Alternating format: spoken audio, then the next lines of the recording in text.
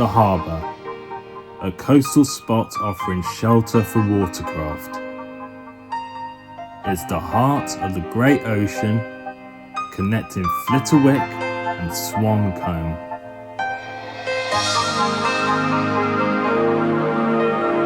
These are the tales of Flitterwick Harbour.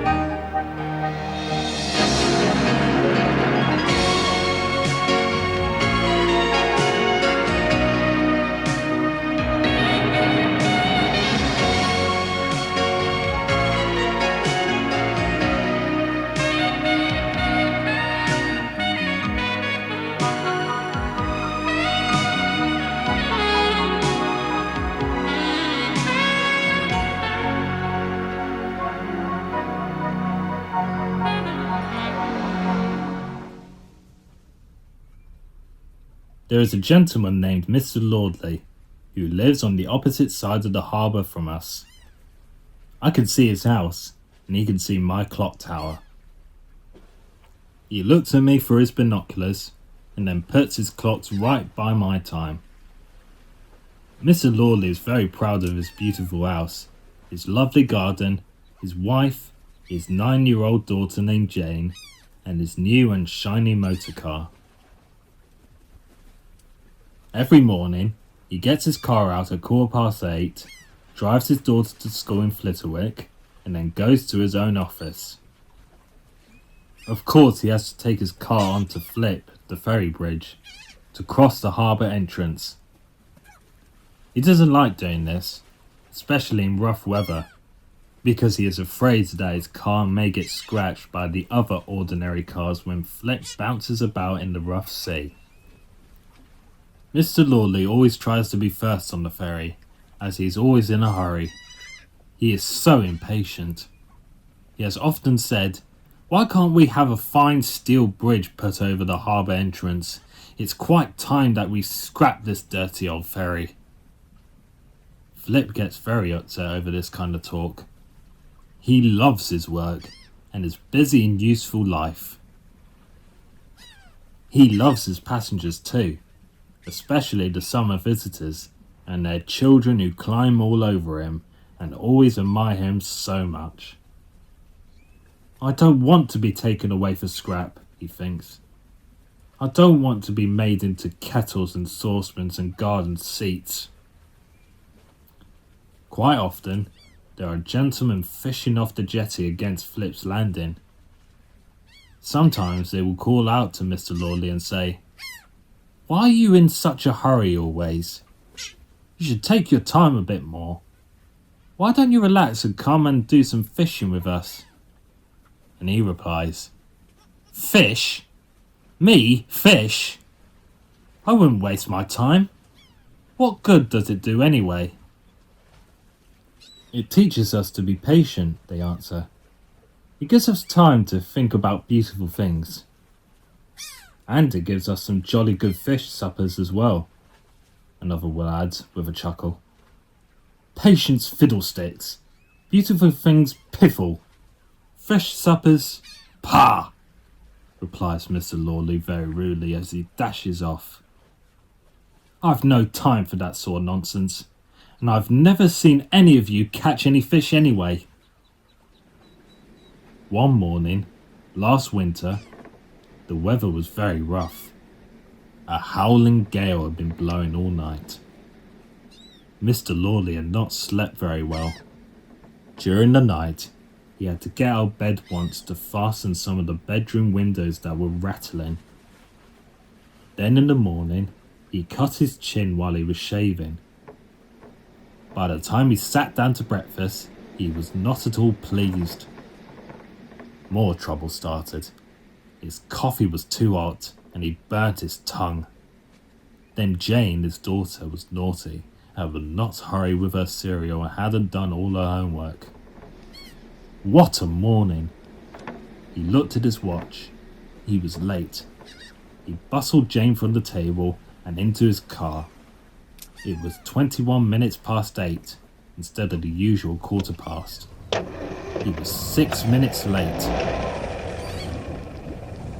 "We'll miss the ferry," he said to Jane. "We'll miss it, I know we will." and he bundled Jane into the car and dashed off.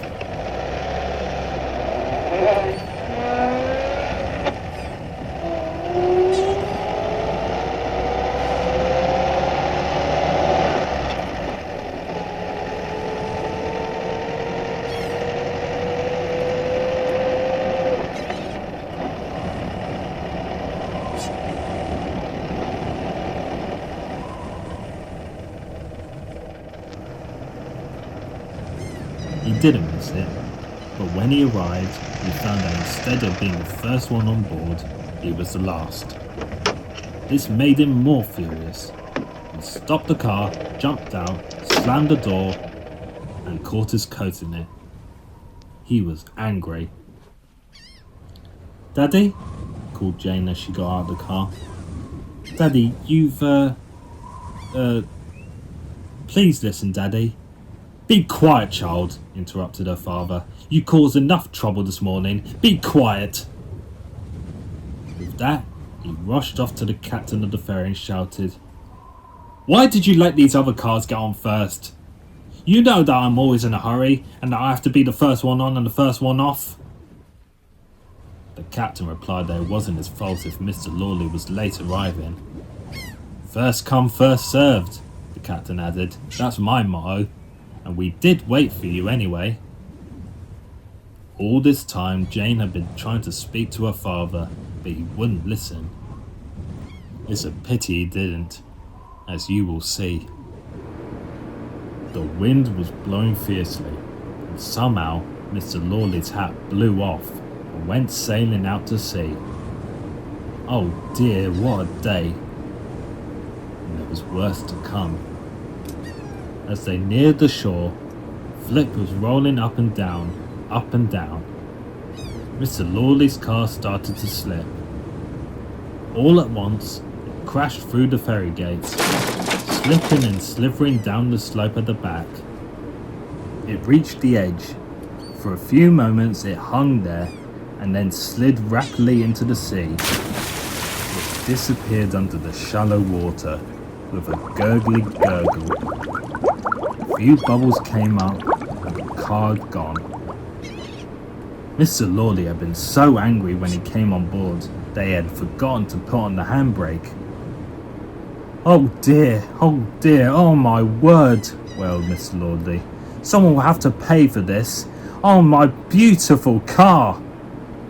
"But Daddy," cried Jane, "I've been trying to tell you. You didn't put the handbrake on." "Been trying to tell me? Trying to... what? Trying to... oh dear, he stuttered. Before he could say any more, Flip pulled up at the landing.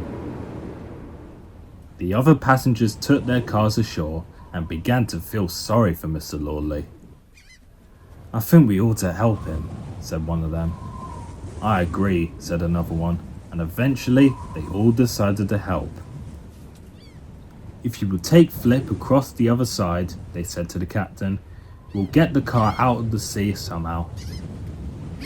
"Won't all you be late if you stay and help me?" asked Mr. Lawley. "Late?" they replied. "I suppose we shall, but it's worth being late to do a good deed." When Flip had gone back to the other side, the men borrowed a rowing boat and some strong ropes with big iron hooks on the end. Several of them got in with Mr. Lawley, who was steering, and they rowed out to where the car had sunk.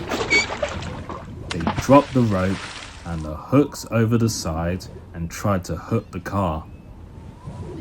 They were very lucky, because after the third try, they managed to get the hooks round the front bumper of the car. Right away, they rowed for the shore where they were greeted with loud cheers. The other passengers soon attached the ropes to their own cars and climbed in. At the signal from Mr. Lawley, they started off. They pulled and pulled. Before long, the car appeared. What a sight it was! It was covered in seaweed, and through the windows they could see lots of fish swimming about inside. The car looked just like an aquarium. "So you've taken up fishing at last?" asked one of the fishermen on the jetty with a smile. "I'm afraid I've had to," replied Mr. Lawley, also smiling. "And it looks to me as if I'm better at it than you people, judging by the number I've caught." He wasn't cross any longer, for he realised how kind all these people really were. For a week after this, while the car was being repaired, Mr. Lawley and Jane travelled by bus. They both enjoyed it. "You get there just the same," he said to Jane one day. "Why worry? Why hurry?" And by the way, he was so grateful and pleased with all the helpers they invited them and the fishing gentleman to dinner at the Ferry Hotel. They had an enormous meal of duck and green peas with ice cream to follow. "Have whatever you like," said Mr. Lawley. "Anything you fancy, except fish." I wonder why he said that.